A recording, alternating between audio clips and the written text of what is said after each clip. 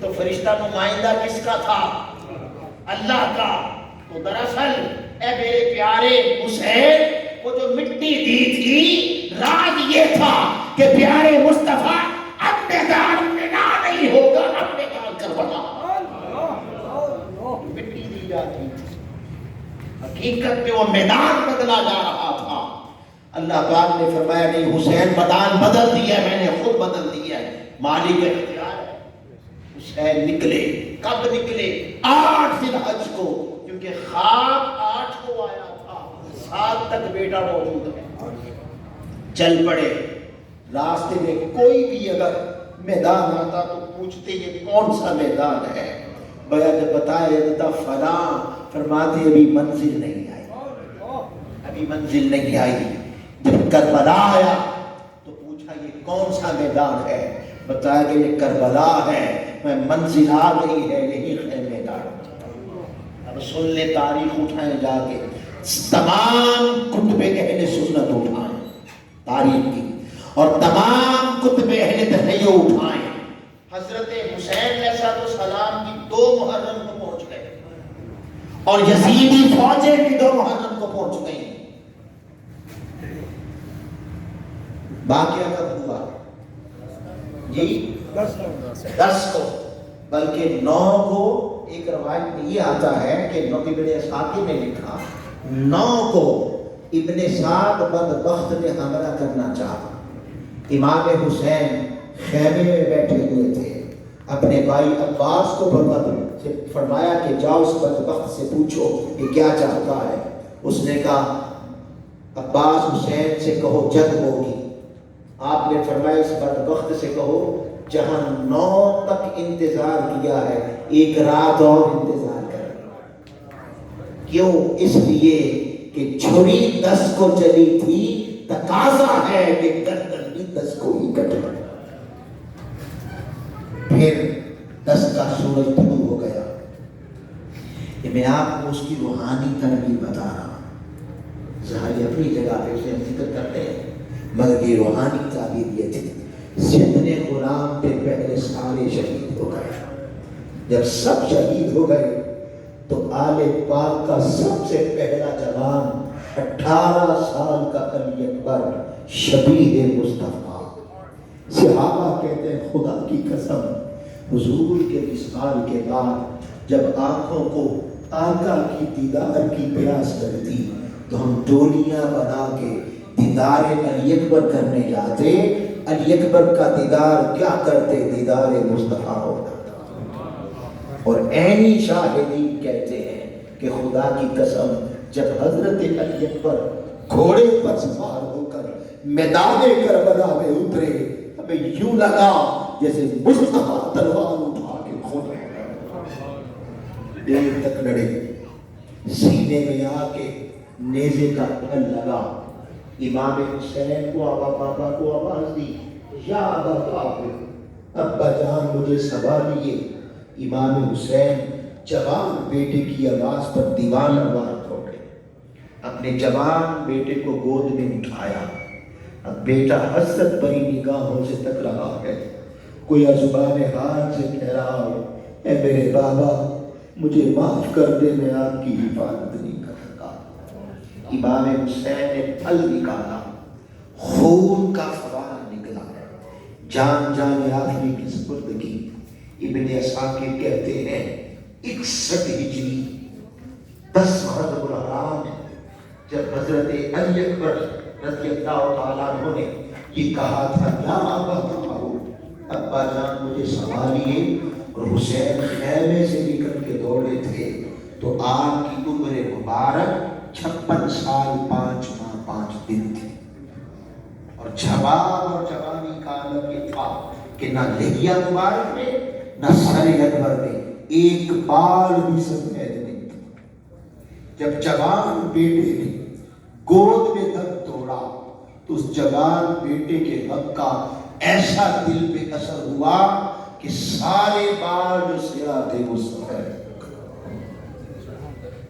وہاں آسمان کی طرف دیکھا، یہ آسمان میں کیا تھا؟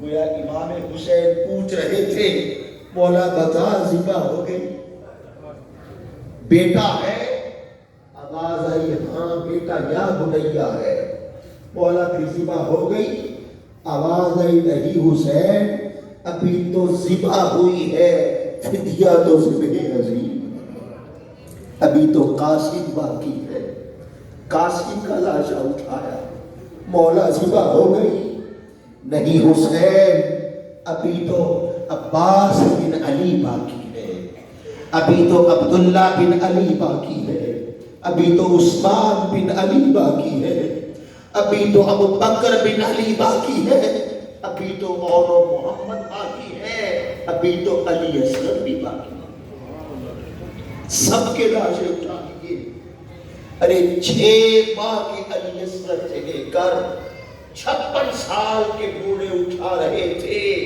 اور صبر بھی کر کے بتا رہے تھے اور پوچھ رہے تھے بابا اسماعیل آپ نے کہا تھا من الصابرین، بتائیے من الصابرین کی تشریح ہو رہی ہے، صبر ہو رہا ہے۔ حسین نے ایسا صبر کیا کہ صبر کو صبر ہونے پہ ناز ہونے لگا۔ صرف دو شہزادے اس نسل سے بچ گئے، ایک حضرت امام حسین، وہ ایک حضرت زین العابدین، سید الصابرین اور سید زین العابدین، وہ بچ گئے جن کا نام علی یوسف بن حسین تھا۔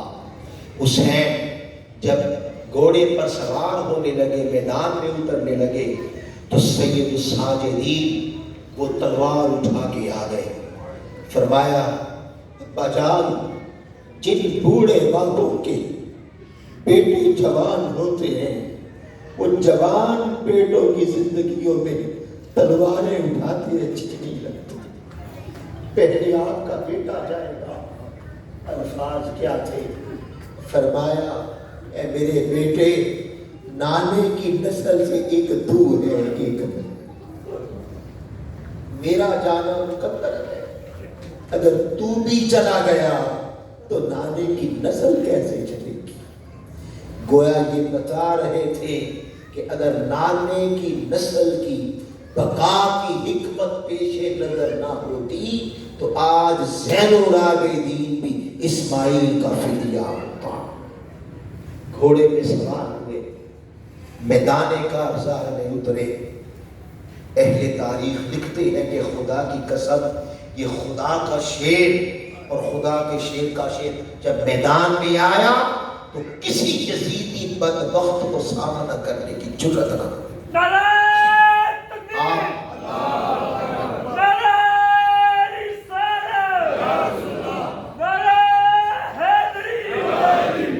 آپ جدھر کا رخ کرتے وہ بھیڑ بکریوں کی طرح بھاگتے، آپ تلوار چلاتے ان کی گردنیں گاجر گولیوں کی طرح کٹ کٹ کے گرتی، بدبخت پیچھے سے وار کرتے، سائڈوں سے وار کرتے، کبھی نیزوں کبھی تلواروں کبھی تیروں سے، بس قرآن کی تکبیر ہو رہی تھی اور قرآن کی تشریح ہو رہی تھی کہ اچانک کسی پکارنے والے نے پکارا حی علی الصلاۃ، اے دین کی تکبیر کرنے والو آؤ اب نماز کو بھی کچھ عزت دے، مصلی کو آباد کر دو۔ امام حسین نے فرمایا بدبخت رک جاؤ، وہ دیکھو کوئی پکار رہا ہے، آؤ اس کے حضور زمین نیاز جھکا لے۔ ان بدبختوں کو پتا تھا یہ کس گود میں پلا ہے، وہ جانتے تھے یہ سیدہ یہ کائنات سیدہ فاطمہ الزہرا کی گود میں پلا ہے۔ کون سیدہ فاطمہ؟ وہ سیدہ جو سردی کی لمبی راتوں میں نماز عشاء ادا کرتی ہے اور نوافل کے لیے مصلی پہ آتی ہے اور اللہ اکبر کہہ کے اللہ کے حضور کھڑی ہوتی ہے، اور جب سجدے میں جاتی ہے تو وہ لذت، وہ کیفیت، وہ سرور اور وہ حال نصیب ہوتا ہے کہ ایک ہی سجدے میں 12 گھنٹے کی رات گزر جاتی ہے، اور اذان فجر آتی ہے تو پیشانی سجدے سے اٹھا کے فرماتی ہے مولا تیری اتنی چھوٹی رات کہ فاطمہ کا ایک سجدہ بھی پورا نہیں. وہ جانتے تھے یہ اس ماں کا تربیت یافتہ ہے، یہ اس ماں کی گود میں پلا ہے، یہ کٹ جائے گا نماز قضا نہیں کرے گا. انہیں خبر تھی، ان بدبختوں نے اسے غنیمت سمجھا. کہنے لگے حسین ہم تجھے نماز کی اجازت نہیں دیتے. آقا حسین نے فرمایا بدبختو حسین کی نماز ہے، تمہاری اجازت کی محتاج نہیں. آپ گھوڑے سے نیچے اترے. ابن عساکر کہتے ہیں کہ جب آقا حسین نماز کے لیے گھوڑے سے نیچے اترے تو آپ کے جسم اطہر پر 317 تلواروں کے، تیروں کے، نیزوں کے، خنجروں کے زخم تھے. حسین اتنا پیار نماز سے جو آپ کا پیراہن اتارا گیا اس پر 317 سوار. تیمم فرمایا، رخ کعبے کی طرف کیا، اللہ اکبر کہا، مصلی پہ آ گئے، قیام میں رہے. کوئی بدبخت آگے نہ بڑھا. رکوع میں گئے، کوئی بدبخت آگے نہ بڑھا. جب جبین سجدے میں رکھی تو پوچھا قرآن بتا، اللہ جبین ہو گیا. پتا قرآن بیٹا ہے. قرآن جھوم کے کہنے لگا حسین ہاں یا بنیا کا پور یا بنیا کی تکبیر ہو گئی. پتا بیٹے کی جبین آ گئی. قرآن جھوم کے کہنے لگا حسین تیرا شکریہ، نزول پہلے ہو گیا تھا، تو نے ہر حرف میری تکبیر کر.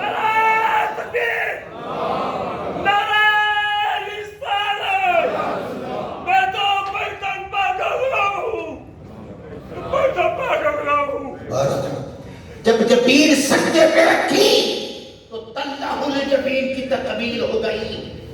ارے چھری ابراہیم ہاتھ سے چلا چکے تھے. کدھر؟ ادھر کے ادھر بولیے نا، ادھر. چونکہ چھری ادھر چلی تھی، تقاضا تھا بیٹے کی گردن بھی ادھر سے. جب جبین سجدے پہ آ گئی، قرآن کی تکبیر ہوئی، چھری اپنے ہاتھ سے وہ چلا چکے تھے. گردن کا کٹنا ادھار تھا. سید وعدے کی بارہ بدبخت شبر میں جوش آگے بڑھا اور اس نے ایک زوردار وار کیا. جدھر چھری چلی تھی وہیں سے گردن حسین کو تن حسین سے جدا کرنا. بس جو ہی جدا ہونے کی دیر تھی، اہل زمین بھی پکار اٹھے اور اہل آسمان بھی پکار اٹھے کہ لوگوں ذبح عظیم وہ دمبا نہیں ہے، ذبح عظیم کربلا. اس لیے جب اہل نگاہ نے نگاہ ڈالی وہ بول اٹھے شاہ است حسین، بادشاہ است حسین، دین است حسین، دین پناہ است حسین. حقا کے سرداب نہ داد دست در دست یزید، حقا کے بنائے لا الہ است حسین. یہ تھا احسان. انا کذالک نجزی المحسنین. یہاں سمجھ آتا ہے قرآن بھی کہنے لگا حسین تیرا شکریہ، تو نے اتر تو میں پہلے گیا تھا، آج میری تکبیر کر کے تو نے احسان کر ڈالا. نماز پکار اٹھی حسین تیرا شکریہ، آج تو نے مصلی آباد کر کے، آج کربلا کے میدان میں تو نے قیام کر کے، تو نے رکوع کر کے اور سجدہ کر کے میری عظمت بتا دی، میری قدر بڑھا دی. تو نے قیامت تک کے مصطفیٰ کے غلاموں کو بتا دیا ارے نماز وہ عظیم شے ہے، نماز وہ عظیم بندگی ہے کہ بھائیوں کے لاشیں کیوں نہ پڑے ہو، بھتیجوں کے لاشیں پڑے ہو، بیٹوں کے لاشیں پڑے ہو، بانجوں کے لاشیں پڑے اور سارا خاندان کٹا پڑا ہو اور جسم زخموں سے چھلنی ہو اور حیا علی الصلاۃ آ جائے، حیا علی الصلاۃ آ جائے تو نماز تب بھی قضا نہیں کی جاتی۔ اور نماز جو اٹھی، اب یہاں ایک حدیث سن لے، آقا نے فرمایا جو جس حالت میں دنیا سے جائے گا، ہائے ہائے ہائے، جو جس حالت سے دنیا سے جائے گا قیامت کے دن اسی حالت میں اٹھے گا۔ حسین تیری عظمت کو سلام، حسین تیری عبادت کو سلام، حسین تیرے سجدے کو سلام، حسین تیری نماز کو سلام۔ شروع کربلا سے کی ہے حسین، آج بھی سجدے، شروع کربلا سے کی ہے، سلام حشر میں ہو جائے گا۔ حسین سجدے سے اٹھیں گے، نماز کے لگی، حسین تو نے احسان کر دیا، اب کوئی پڑھے نہ پڑھے پرواہ نہیں، حسین تو پڑھ رہا ہے، حسین پڑھ رہا ہے۔ اب تھوڑی سی بات میں چاہتا ہوں، میری بہنیں بیٹھی ہیں، اسلام کی بیٹیاں بیٹھی ہیں، تھوڑی سی بات سیدہ زینب کی بھی کریں۔ کون سیدہ زینب؟ صبر کا، استقامت کا پہاڑ۔ لوگوں ذرا چشم تصور میں سوچو کہ وہ خاتون جس کے بیٹے سامنے ذبح ہو گئے، وہ خاتون جس کے بھتیجے سامنے ذبح ہو گئے، وہ خاتون جس کے عظیم بھائیوں کی گردنیں کٹ گئی، وہ کس استقامت سے کھڑی ہے، وہ سارا منظر دیکھ رہی تھی۔ ان بدبختوں نے جب گردن حسین کو بھی کاٹ ڈالا تو بعض لوگ بڑے یزید کی بات کرتے ہیں، ارے نادانو، یہ ہے تمہارے وہ بدبخت، بھئی جب تم نے حسین کی گردن کاٹ دی، تو نے علی اصغر کی بھی گردن کاٹ دی، تو نے علی اکبر کو بھی قتل کر ڈالا، اور خاندان نبوت کا بچہ قتل کر ڈالا، اور کیا چاہتے؟ مگر سیدہ زینب دیکھ رہی ہیں، جب قتل حسین ہو گیا، ان بدبختوں نے کیا کیا؟ امام حسین کے لاشا پاک کو کربلا کے ریزاروں پہ لٹایا۔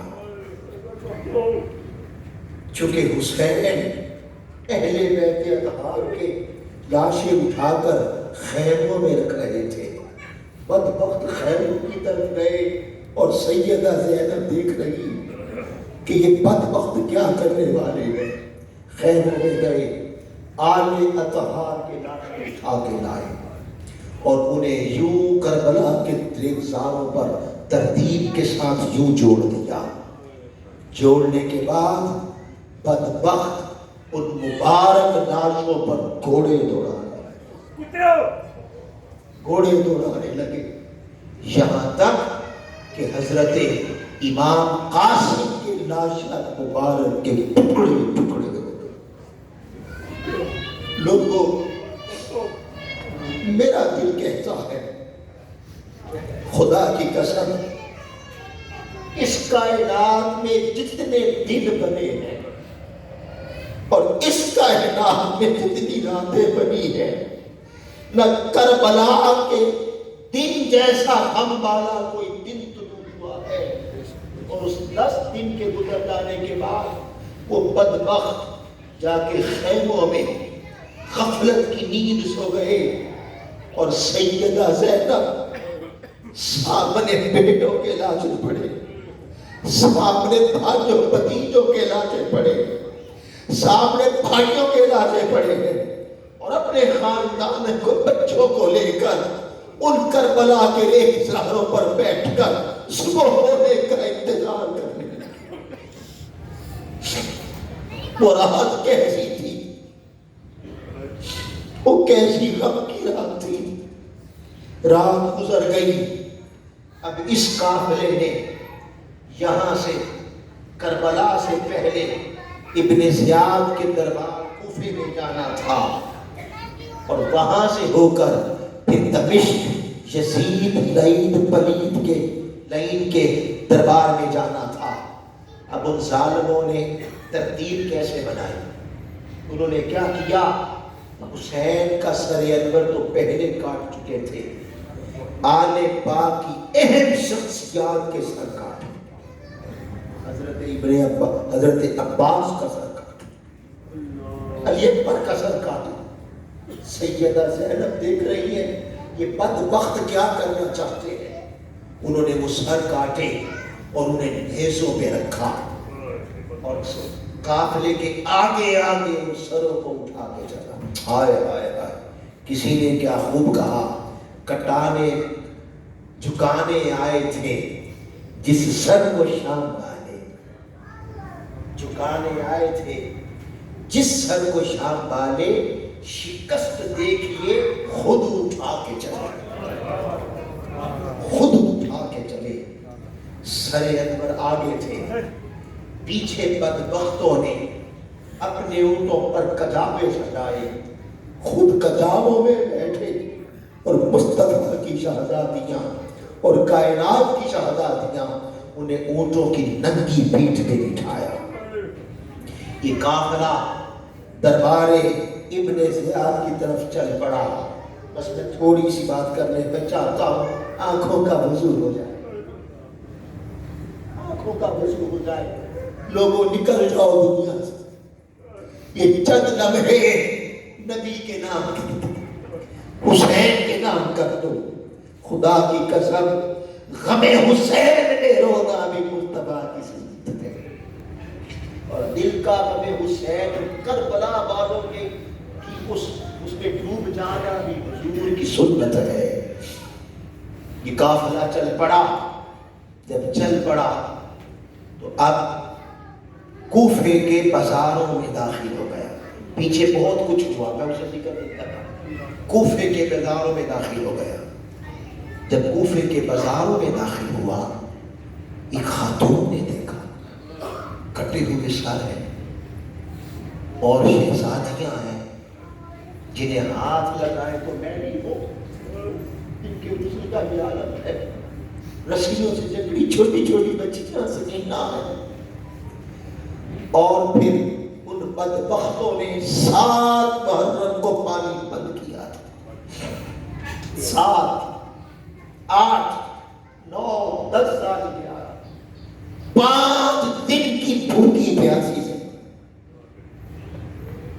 ایسے یہ نا تیری عزت کو سلام، تیری استقامت کو سلام، تیرے صبر کو سلام۔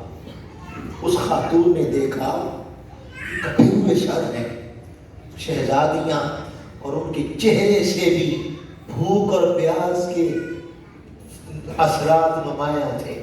وہ دوڑی دوڑی گھر گئی اور کھانا لے کے آ گئی۔ سیدہ زینب کی بارگاہ میں عرض کرتی ہے، بی بی تجھے کبھی پہلے نہیں دیکھا، کوئی پردیسی معلوم ہوتی ہو، اور تیرا چہرہ اور تیرے بچوں کے چہرے بتاتے ہیں کہ تو کئی دنوں کی بھوکی اور پیاسی، یہ کچھ کھانا ہے لے لے۔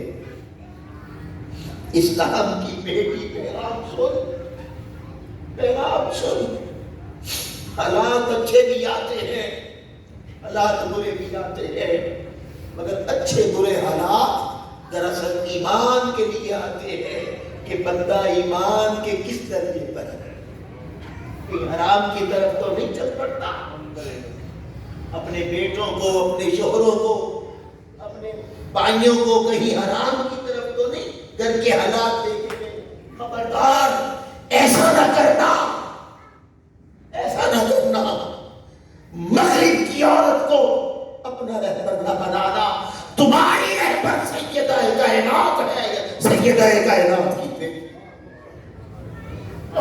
سیدہ زینب کا تقویٰ تو دیکھو، آنکھوں سے بھائی کٹتے دیکھے تھے، آنکھوں سے بیٹوں کے لاشیں دیکھے ہیں، آنکھوں سے خاندان کٹتا دیکھا ہے، اور خون کی ہولی اپنے خاندان کے ساتھ آنکھوں سے کھیلے جاتی دیکھی ہے، اور 5 دن کی بھوکی پیاسی سیدہ زینب وہ لے کے آ گئی کھانا۔ آگے کہتی ہے بی بی یہ کچھ کھانا لے لے، یہ اپنے بچوں کو کھلا لے، خود کھا لے، قربان ہے سیدہ تیرے تقوی پر، قربان ہے تیری غلامی رسول پر۔ ہم نے کیا غلامی رسول میں موت بھی قبول ہے، غلامی سیکھنی ہو تو ابن کربلا سے سیکھو۔ سیدہ زینب جب اس نے کھانا پیش کیا فرمایا بی بی پہلے یہ بتا یہ صدقہ ہے کہ ہدیہ؟ اس نے کہا بی بی صدقہ ہے۔ میں بی بی پھر تو غلط جگہ پہ آ گئی، بی بی تو نے کیا سمجھا کہ یہ بدبخت میرے خاندان اور بچوں بھائیوں کے ساتھ خون کی ہولی کھیلے گا تو زینب کا ایمان متزلزل ہو جائے گا۔ جا بی بی لے جاؤ، ہم سر دیتے ہیں دوسروں کے حق نہیں کھاتے، ہم سر دیتے ہیں، ہم صدقے، ہم مانگنے والے نہیں، ہم تو ساری کائنات کو پھیرنے والے۔ وہ چلی گئی، قافلہ ابن زیاد کے دربار میں پہنچا۔ اس بدبخت کو سنے، اپنی اصلاح کرے، اپنے عقیدے کو سنوارے۔ جب اس بدبخت کے دربار میں کٹے سر پہنچے تو بڑے تفاخر سے کہنے لگا یہ ہے وہ سر جو ہماری حکومت گرانے آئے، یہ ہے وہ سر جو ہمارا گرانے آئے تھے۔ پھر بدبخت آیت پڑھنے لگا، ظالم آیت بھی پڑھ کے سنایا کرتے، آیت پڑھ کے کہتا ہے اللہم مالک الملک، اے اللہ ملک کا تو مالک ہے، تؤتی الملک من تشاء، جسے چاہے تو حکمرانی دے دے، ملک دے دے، وتنزع الملک ممن تشاء، جس سے چاہے چھین لے، وتعز من تشاء وتذل من تشاء، تو جسے چاہے عزت دے، جسے چاہے ذلت دے۔ یہ پڑھنے کے بعد بدبخت شہید کرنے لگا کہ مولا تیرا شکریہ کہ جو ہمارا تخت گرانے آئے تھے تو نے انہیں قتل کروا دیا، انہیں قیدی بنا دیا، اور معاذ اللہ انہیں ذلت دی، اور ہمارا تخت بچا کے ہمیں حکمرانی دے کے ہمیں عزت دی۔ اس بدبخت کو کیا خبر، سامنے بھی خون علی کھڑا تھا۔ جب اس نے یہ تشریح کی تو حضرت سیدہ کائنات کا پھر خون میں حرکت نہیں آیا۔ سیدہ زینب نے کہا بدبخت خاموش ہو جا، پڑھتا قرآن ہے، تشریح اپنی کرتا ہے، غریبوں کے خون پر اپنا تخت بنانے والے اسے عزت نہ سمجھ، اسے عزت نہ سمجھ۔ ناگا اگر تخت کا مل جانا، حکمرانی کا مل جانا، آسمان والے کے ہاں ایک ذرہ برابر بھی کوئی عزت کی بات ہوتی تو اللہ کسی نمرود کو کبھی تخت نہ دیتا، اللہ کسی فرعون کو کبھی تخت نہ دیتا۔ اور حق کی راہ میں قتل ہو جانا اور حق کی راہ میں قیدی ہو جانا اگر ذلت کی بات ہوتی تو اللہ اپنے پیارے یوسف کو کبھی قیدی نہ بننے دیتا۔ تمہیں کیا خبر عزت کیا ہے، ذلت کیا ہے؟ تخت کا مل جانا عزت کی بات، یہ سوچ یزیدی ہے، یہ سوچ کافرانہ ہے، یہ کفر کی سوچ ہے کہ فلاں کو تخت ملا لہذا عزت ملی۔ سیدہ زینب نے فرمایا ارے ظالموں، غریبوں کے خون پر اپنا تخت بنانے والے، ظلم سے اپنا تخت قائم کرنے والے، میں دیکھتی ہوں کب تک تیرا تخت رہتا ہے اور کب تک تو رہتا ہے، نہ تو بچے گا نہ تیرا تخت بچے گا۔ بڑے بڑے نمرود یہاں بیٹھے،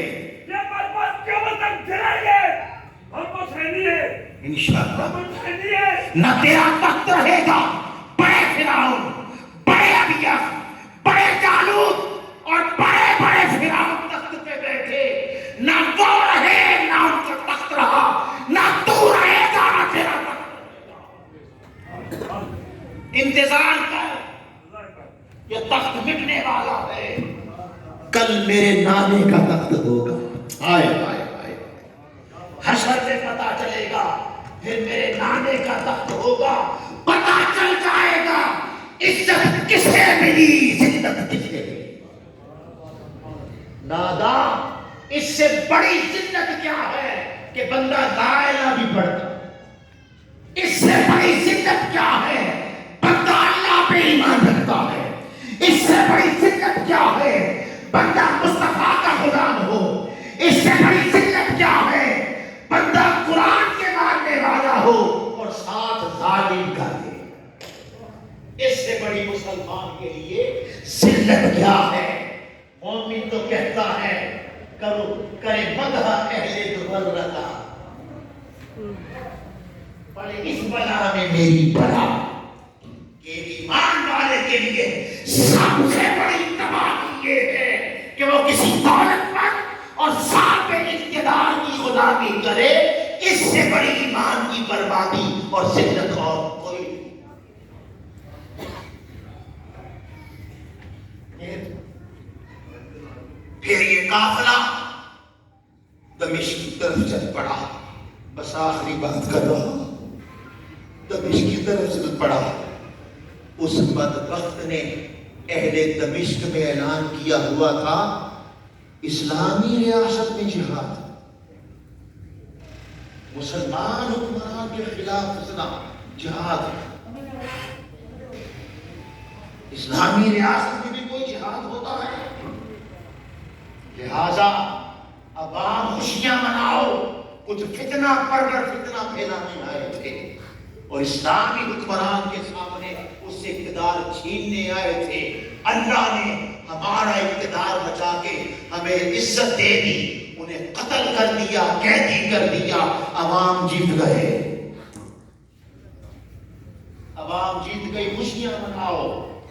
اہل دمشق کو خبر ہی نہ تھی کہ بدبخت باغی کہنے رہا ہے اور دمشق سجایا ہے. شادیاں بتائے گئے, خواتین چھتوں پہ تھی اور سڑکوں اور گلیوں کے کناروں پر مرد کھڑے تھے.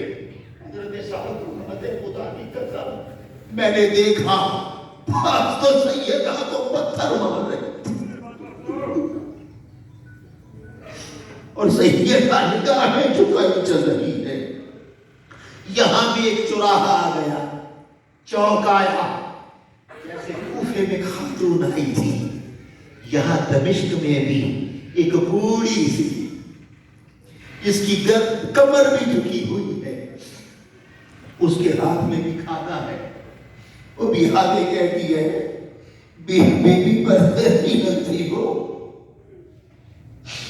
ساری دنیا کو اسلام دینے والے سرزمین اسلام پہ پردے,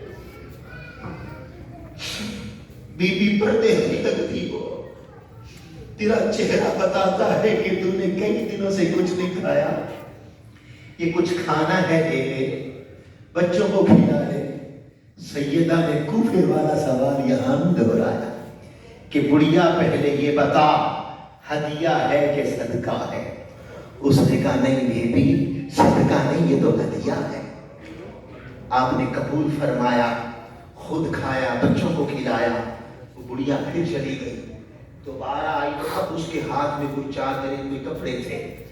آگے کہنے لگی بی بی پردیس میں ہو, تیرے ساتھ بچے بھی ہیں, کہتی بھی ہو یہ کچھ کپڑے رکھ لے تیرے کام آ جائیں گے. سیدہ نے ایک نگاہ بڑھ کے اس کے چہرے کی طرف دیکھا, فرمایا بیبی ایک بات تو بتا, ہر کوئی تو میرا تماشا دیکھ رہا, تو کون ہے اس ماحول میں مجھے کھانا کھلا رہی ہے, اس ماحول میں میری مدد کر رہی ہے؟ اس نے کہا میں بھی بتاتی ہوں کون ہوں اور تیری مدد کیوں کر رہی ہوں. اب سیدہ زینب سن رہی ہے. اس نے کہا بی بی میرا نام فضا ہے, اور تجھے کیوں کھانا کھلا رہی ہوں؟ جب میں جوان ہوتی تھی تو مدینے میں ہوتی تھی اور مدینے میں فاطمہ بنت رسول کے گھر کی نوکرانی تھی، ان کے گھر کے کام کاج کیا کرتی تھی۔ میرا نکاح دمشق میں ہو گیا، اب شوہر کے گھر جانا ہے، شریعت کا حکم ہے، مگر مجھے اپنی مالکن سیدہ فاطمہ سے جدائی کا غم کھائے جا رہا تھا۔ بی بی اس وقت جوانی میں سیدہ فاطمہ کے پاس گئی، میں نے عرض کی سیدہ تجھے چھوڑ کے گھر ہی ہوں، تیری یاد رلایا کرے گی، تیری یاد آئے گی، دل بے چین ہوگا، مجھے کوئی نصیحت کر دے تاکہ اس نصیحت پہ عمل کروں تو میرے بے قرار دل کو قرار مل جائے۔ بی بی اس وقت جب سے میرا نکاح ہوا ہے، جب سے دمشق آئی ہوں، دوبارہ مدینے نہیں جا سکی، اس وقت سیدہ نے کہا تھا کہ فضا تم نے وصیت مانگی ہے نا، تو وصیت اتنی ہے، دمشق جا رہی ہو نا، بس اتنا خیال کرنا تیری زندگی میں جب کبھی دمشق کے بازاروں میں کوئی لٹا پٹا قافلہ آ گیا، ان کی مدد کر دینا، انہیں کھانا کھلا دینا۔ بی بی میری جوانی بیت گئی اس قافلے کی راہیں تکتے تکتے، عمر بیت گئی اس قافلے کی راہیں تکتے تکتے، میرا ایمان تھا کون سیدہ کائنات کا ہے، قافلہ ضرور آئے گا، اور آج جب وہ قافلہ آیا ہے تو میں تو اپنی مالکن کی وصیت پہ عمل کر رہی ہوں۔ سیدہ نے فرمایا اچھا تو فضا ہے، فاطمہ کی مالی فضا ہے، اچھا فضا تو نے مدد کی ہے، اس ماحول میں کھانا کھلایا ہے، ظاہر تجھے دینے کے لیے میرے پاس کچھ نہیں، مگر آقا نے فرمایا تھا مسافر سے دعا کروایا کرو اور قیدی سے دعا کروایا کرو، ان کی دعا رد نہیں ہوتی۔ فضا مسافر بھی ہوں اور قیدی بھی ہوں، بتا تیری کوئی خواہش، تیری کوئی چاہت، تیری کوئی تمنا ہو تو مجھے بتا، میں دعا کرتی ہوں اللہ قبول فرما لے گا۔ فضا کہنے لگی بی بی بوڑھی ہو گئی وہ اب کیسی دعا، بوڑھی ہو گئی اب کیسی دعا، مگر ایک آجی ہے، جب میں جوانی میں مدینے ہوتی تھی تو میری ماں کر کے دو چھوٹے چھوٹے بیٹے تھے، میری گود میں لیا کرتے تھے، ایک کا نام حسن تھا، ایک کا نام حسین تھا، اور ایک پیاری کی شہزادی تھی، اس کا نام زینب۔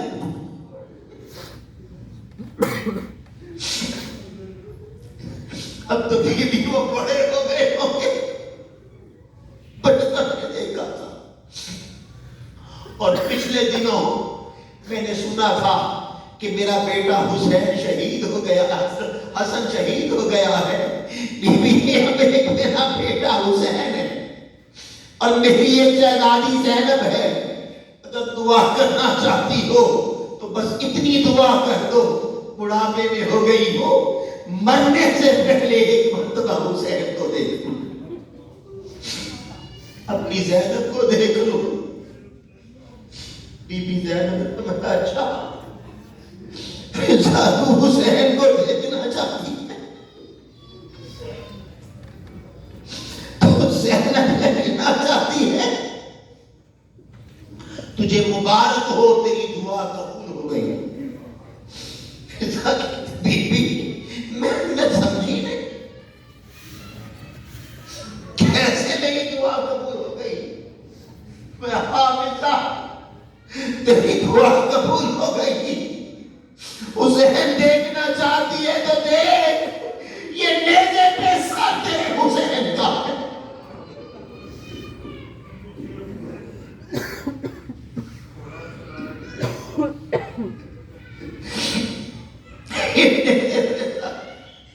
یہ تیرے حسین کا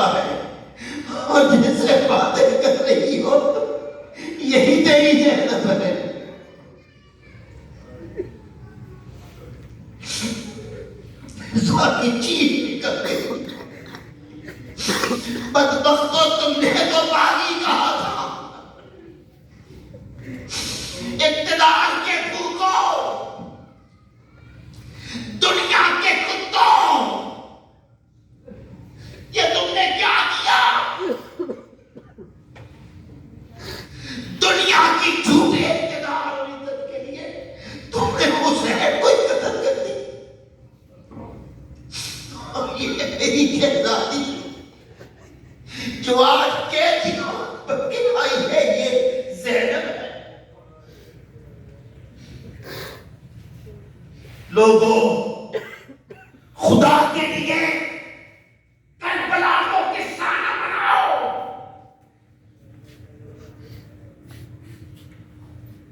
کربلا خدا کی عزت کی قسم نہ قرآن قصے سناتا ہے، نہ حسین نے کوئی قصہ بنا۔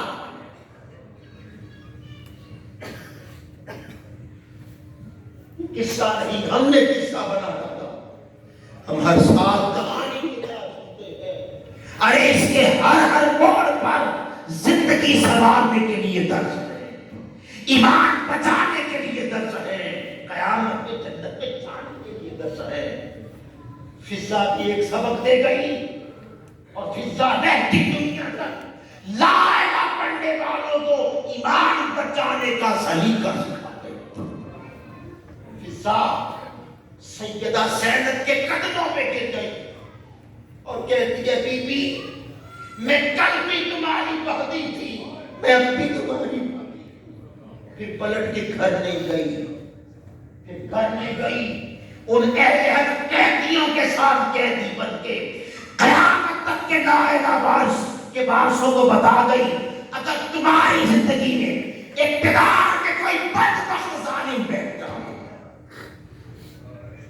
اے مومنو، اے لا الہ کے وارثو، اے سرکار دو جہاں سے شفاعت کی امید رکھنے والوں، غلامی کا نعرہ صرف محفل سجانے سے پورا نہیں۔ فضا سبق دے گئی کہ لا الہ کے وارثو، اگر تمہاری زندگی میں اقتدار پر کوئی بدبخت شرابی، کوئی چور، کوئی لٹیرا، کوئی غنڈا، کوئی قاتلوں کو پالنے والا، مصطفیٰ کی بیٹی جس کے گنڈے مصطفیٰ کی بیٹی کی عزت کو تار تار کریں اور وہ دندناتے پھریں اور ان کی حفاظت کی جائے، اگر ایسے لوگ تمہاری زندگی میں آ گئے تو فضا نے سبق دیا، ان ظالم کا ساتھ دے کر اس دنیا جو مٹنے والی ہے اس کے لیے ایمان برباد نہ کرنا،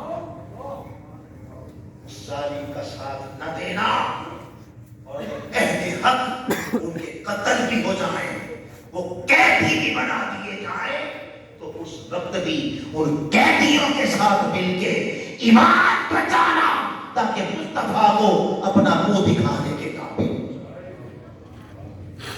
کہ منہاج القرآن اس دور کی حسینی تحریک ہے، اس دور کی حسینی تحریک ہے۔ یزید ایک فرد تھا، ایک کردار ہو گیا، حسین ایک ذات تھی، پھر ایک کردار ہو گیا۔ یزید قاتلوں کو پالنے والا اور چوریاں، ڈاکے، شراب کے اڈے، زنا کے اڈے، بے حیائی اور ڈاکوں کو جو پالے، قیامت تک وہ کردار یزید کا ہے، اور جو ایسے ظالم کے خلاف اٹھ کھڑا ہو جائے وہ کردار حسین کا ہے، حسین کا ہے، وہ حسین کا ہے۔ تحریک منہاج القرآن اس دور کی حسینی تحریک ہے، اس دور کی حسینی تحریک ہے، اور آپ کو مبارک ہو، تحریک منہاج القرآن کو اپنا کردار ادا کر رہی ہے، اور اس فیمیل لیگ کی باجیاں اور اسلام کی بیٹیاں یہ سیدہ زینب کی غلام اور باندیاں ہونے کا حق ادا کر رہی ہیں۔ مگر میں آج چھت کے نیچے آپ سب کو خوشخبری سنانا چاہتا ہوں، آپ کو مبارک ہو، کہ کیوں 10 بجے تک بیٹھے ہو آپ پاس مغرب کے وقت کے آگے بیٹھے ہوئے تھے نا ادھر. ہمیں پتہ چلا مغرب سے آگے بیٹھی ہیں اسلام کی بیٹیاں. کیوں بیٹھے ہو؟ آؤ تمہیں خوشخبری سنا دیتا ہوں. اللہ آپ نے ہر وقت سن رکھا ہے نا کہ سب سے پہلا سوال نماز کا ہوگا. یہی سنا ہے نا؟ نہیں، قرآن کہتا اس سے پہلے بھی کچھ ہوگا. سورہ بنی اسرائیل آیت نمبر 71 فرمایا سوال و جواب بعد میں ہوں گے، پہلے کیا ہوگا؟ یوم ندعو کل اناس بامامہم. آئے آئے ہم کہیں گے اپنے امام کے ساتھ ساتھ اب بتائیں ارے وہ نمازی جنہوں نے امام یزید کو بنا دیا ان کی نمازیں بچائیں گی؟ بچائیں گی. اور وہ ہر تیری عصمت کو سلام. جب حق نظر آیا، حق بیان ہوا، تعویلیں نہیں کی، موت گلے لگا دی، امام حسین کو بنا دیا امام حسین. اور آپ سب نے بیٹھ کر بھی کیا بتایا؟ ہمارا امام حسین